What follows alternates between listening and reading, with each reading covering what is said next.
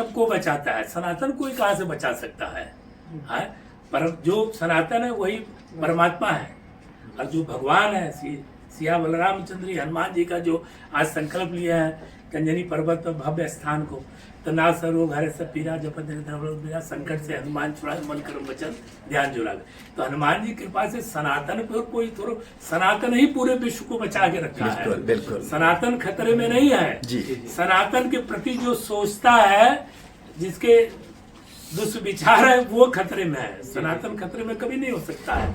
ये सब लोग गलतफहमी जो पालते हैं कि सनातन खतरे में है, सनातन कमजोर हो रहा है। सनातन कमजोर नहीं हुआ, आपके संस्कार कमजोर हो सकते हैं, आपकी संस्कृति सभ्यता आचरण विवेक कमजोर हो सकता है। सनातन तो सूर्य है, सूर्य सबको देता है, सूर्य को कौन कमजोर कर सकता है?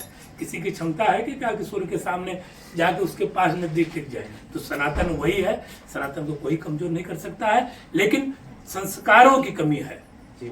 तो संस्कार को मजबूत किया जाए। तो जैसे मैंने एक नारा दिया हूँ, पहले बच्चों को जब जन्म होता है तो प्रथम काम, जब जन्म होता है तो बच्चों को माता दीक्षित करें और फिर बाद में शिक्षित करें। पहले बच्चों को दीक्षित करिए और फिर शिक्षित करिए, और फिर देखिए संस्कार कितना मजबूत होता है। और सनातन तो प्रबल है, दुर्बल तो ही नहीं। दुर्बल व्यक्ति के प्रति व्यक्ति के ऊपर ना सनातन की छाया पड़ जाती है तो मजबूत हो जाता है, और दुष्ट के ऊपर पड़ जाता है तो उसकी दुष्टता समाप्त हो जाती है। जैसे आप देख रहे हैं देश का माहौल इस समय कैसा है, तो सनातन को कौन कमजोर कर सकता है? सनातन बहुत प्रबल मजबूत है, सनातन ही सब कुछ है, और सनातन ही सबको पूरे विश्व का पालन पोषण करता है, और किसी को ऊपर ताकत नहीं जो सनातन को कमजोर। वहीं पर होने जा रहा है। कल हमसे आपसे टेलीफोनिक वार्ता भी हुई, आपने पूरी रूपरेखा बताई कि यहाँ पर हनुमान जी का जन्म स्थल हुआ था, ये गुफा है। उस गुफा को सजाने और संवारने के लिए हमारा ट्रस्ट जो ये जिससे हम लोग बना रहे हैं, लगभग 50 करोड़ से ज्यादा हम वहां पर खर्च करने का प्रावधान किए हैं, और इस तरह के हनुमान चालीसा को 1 करोड़ घरों में पहुंचाने का हमने संकल्प उठाया है। जिस तरह से हमने वहां पर संकल्प हनुमान जी की जन्मस्थली को सजाने के लिए किया है, क्या उसके दूरगामी परिणाम सनातन के लिए हो सकते हैं? नहीं, देखिए अब चूंकि वह अद्भुत स्थल है, तो भगवान हनुमान जी का वहां पे जन्म स्थली है, तो वो भी स्थान बहुत भव्य दिव्य बनना चाहिए, और वो बनेगा। इसलिए बनेगा कि मनुष्य के अंदर ही हनुमान जी हमारे आपके अंदर प्रवेश होकर के सब कार्य करा लेंगे। हम लोग भगवान को नहीं सजाएंगे, भगवान हमें इतना अंदर से सुंदर और सजा रखे हैं कि अब हम उसको सजाने का कार्य करने का संकल्प कर रहे हैं।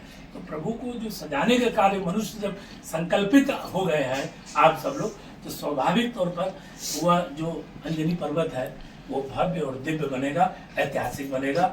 इसके लिए भी हम आपको बहुत बहुत साधुवाद हैं। गुरु, जब भी महाकुंभ आता है तो कहीं कहीं शाही सवारी आपका कौतूहल का विषय होती है। पूरा विश्व देखता है कि जब आप लोगों की शाही सवारी निकलती है तो पूरी सड़कें खाली कर दी जाती है, साधु संतों से सड़कें भर जाती है, रथ पर सिर्फ जय घोष होता है, सनातन की जय जयकार होती है। जो यहाँ पर हम लोग अंजनी पर्वत पर करने जा रहे हैं, मैं जनता के सामने ये वादा करना चाहता हूँ आपके मुखार बिंदु से कि आपका सबसे पहला सहयोग अंजनी पर्वत को सजाने संवारने में हम लोगों के जरिए रहेगा। गुरु जी, आप जनता को किस तरह से भरोसा दिलाना चाहेंगे? क्योंकि आपका हम शिष्य हैं, और आप, मैं अपनी गर्दन कटा लूंगा लेकिन अपनी जबान खाली नहीं होने जाने। हम तो आप जिसे हमें देख रहे हैं, और ईश्वर ने जैसे हमें सजा करके मेरे अंदर बैठे हैं, उससे सुंदर हम लोग हनुमान जी की स्थान को सजाएंगे। बहुत बहुत साधुवाद, धन्यवाद। शुक्रिया है हमारे अवधूत बाबा अरुणगिरी महाराज जी जो आवाहन पीठाधीश्वर हैं, उन्होंने आज शंखनाद कर दिया है कि जिस तरह से अयोध्या धाम को सजाया संवारा गया प्रधानमंत्री मोदी के जरिए, मुख्यमंत्री योगी आदित्यनाथ के जरिए, तो कहीं न कहीं ऐसा ही एक प्रयास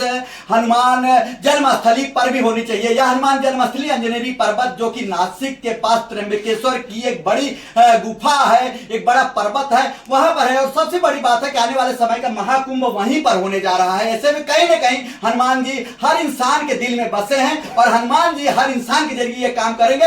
सबसे बड़ी बात जो मैं आज यहाँ पर ऐलान करने जा रहा हूं कि जब उसका शंखनाद होगा तो उसका पहला फीता और पहला नारियल हमारे गुरु जी के हाथों से वहां पर फोड़ा जाएगा और फीता काटा जाएगा। जय हिंद, जय भारत, जय हनुमान। पवन पुत्र हनुमान की जय, बलरामचंद्र की जय।